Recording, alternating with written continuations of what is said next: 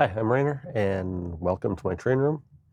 Today I've got some boxcar kits here on the workbench, and this is kind of going back to one of my earlier videos when I was talking about getting into model railroading fairly affordably. These are all boxcars, 40-foot boxcars that I've picked up at various train shows for $10 or less for each car, and just want to kind of show you the kind of things you can end up getting and what you can do to make them run really well. So I'll start with this one first. This is a train miniature TM boxcar, and it's already assembled.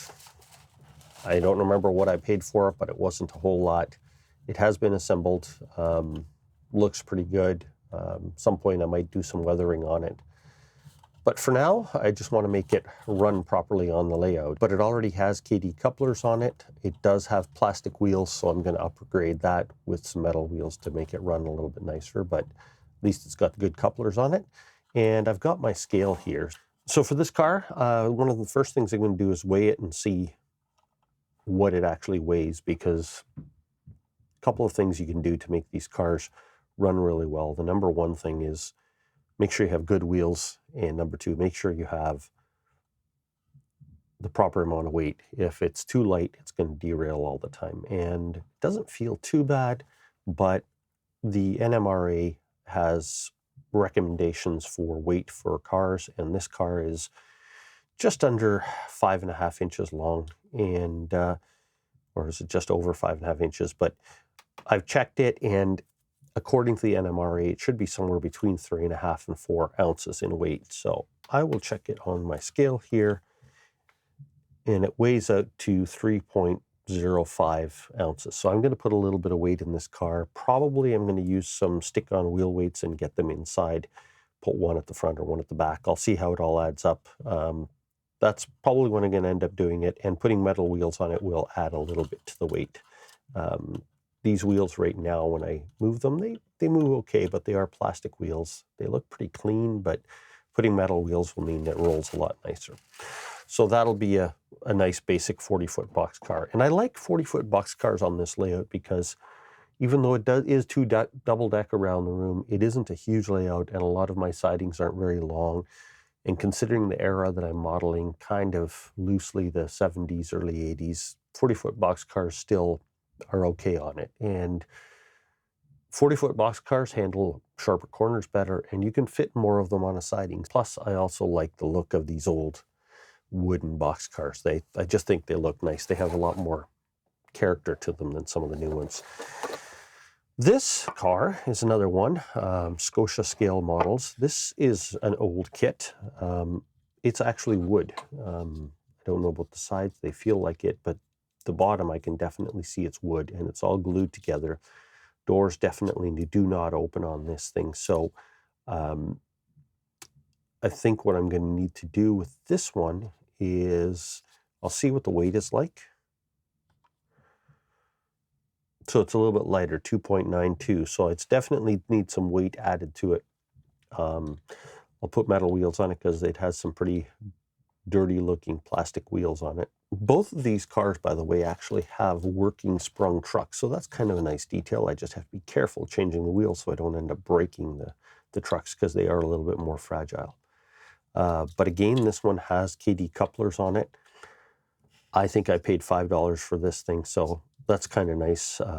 Old wooden car, fairly nice details for the age. And so I'll just add a little bit of weight to it, get metal wheels on there, and that should be a nice running car.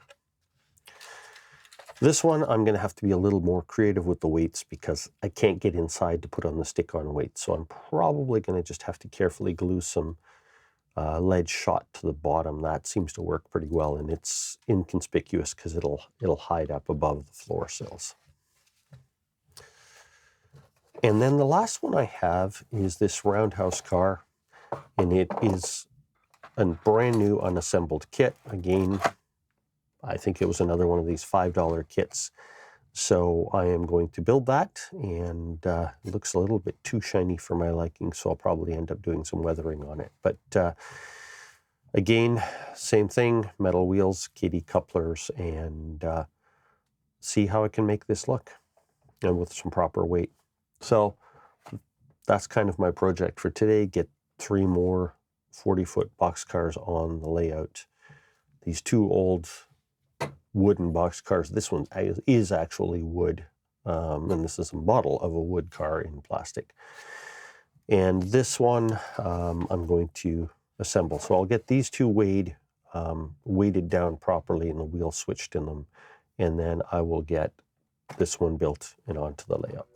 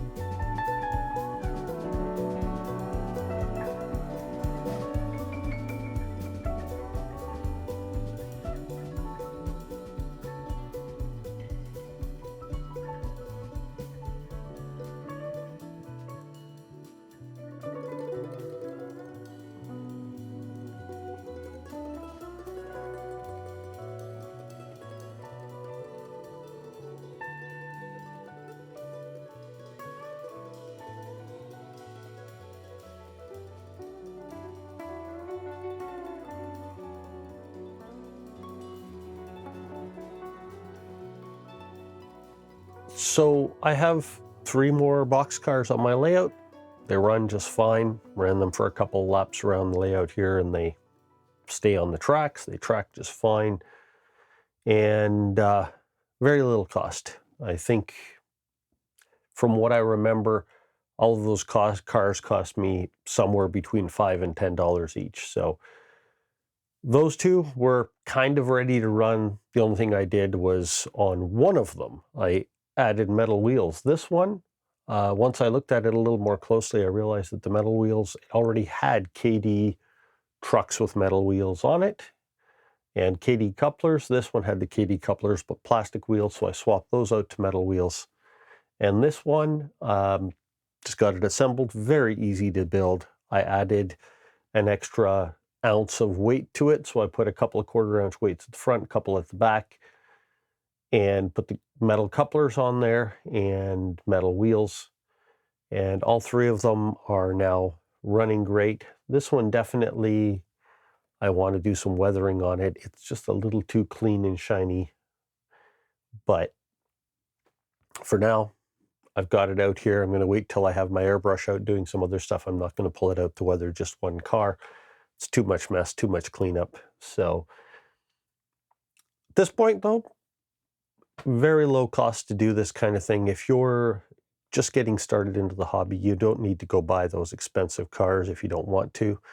And just go to the train shows and pick up some used cars. And these kits are relatively easy to build, and proper wheels, couplers, and a little bit of weight, and they run great. So just a very quick video on getting yourself some inexpensive boxcars for your layout. I've got quite a string of these 40-foot cars here, and they add some variety to it, and they're kind of the right size of car for me to run around this layout. Thanks for watching. See you next time.